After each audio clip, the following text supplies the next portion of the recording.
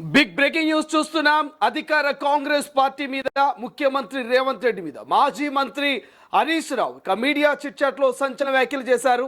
ఏదైతే ఇల్లీగల్ గా జరుగుతున్నటువంటి మైనింగ్ ఏరియాకు మేము వెళ్తాం, సైట్ విజిట్ చేస్తాం, అక్కడ జరుగుతున్న అక్రమాలని బయట పెడతామంటూ మీడియా చిట్ చాట్ లో హరీష్ రావు మాట్లాడినట్టు తెలుస్తుంది. రైట్ నా ఒకసారి ఇదే అంశం మీద మాట్లాడే ప్రయత్నం చేద్దాం. మరింత సమాచారం అందించడానికి మా ప్రతినిధి సురేష్ ఫోన్ లైన్లో అందుబాటులో ఉన్నాడు. సురేష్తో మాట్లాడి మరింత సమాచారం తెలుసుకుందాం. సురేష్, అసలు ఏం జరిగింది?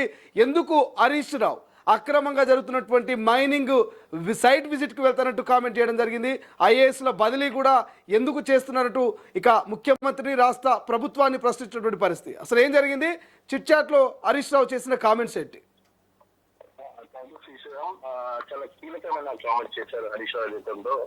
ఇటీవల రెగ్యులర్ గా ఐఏఎస్ ఐపీఎస్ తరచుగా మార్చడం, దాదాపు ఈ 2 ఏళ్ల కాంగ్రెస్ పాలనలో 5 సార్లు ఇప్పటికీ ఐఏఎస్ కానీ ఐపీఎస్ కానీ ఐపీఎస్ ఇటు తరచూ మారుస్తూ ఉండడం వల్ల అధికారులు కాన్సన్ట్రేట్ చేయలేకపోతున్నారు. సపోజ్ ఒక కలెక్టర్, జిల్లా కలెక్టర్ సంబంధించి కూడా కొన్ని జిల్లాల కలెక్టర్లకు 6 నెలలకు మించి కూడా వాళ్ళని అక్కడ ఉంచలేదు. వీళ్ళు చెప్పినట్టు పని చేయకపోతే, వాళ్ళు చెప్పినట్టు సంతకాలు పెట్టకపోతే వాళ్ళని ఖచ్చితంగా ట్రాన్స్ఫర్ చేస్తున్న పరిస్థితి. సో మీ ఈగోలకు రాష్ట్రాన్ని బలిపెట్టకండి, తెలంగాణని బలిపెట్టకండి అని చెప్పేసి చెప్తున్న పరిస్థితి.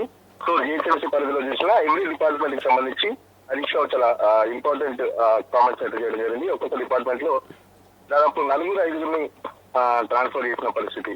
వాళ్ళు వచ్చి సెట్ అయ్యి డిపార్ట్మెంట్ గురించి అర్థం చేసుకొని డిపార్ట్మెంట్ కి సంబంధించి స్థితిగతులు అన్ని తెలుసుకునేందుకు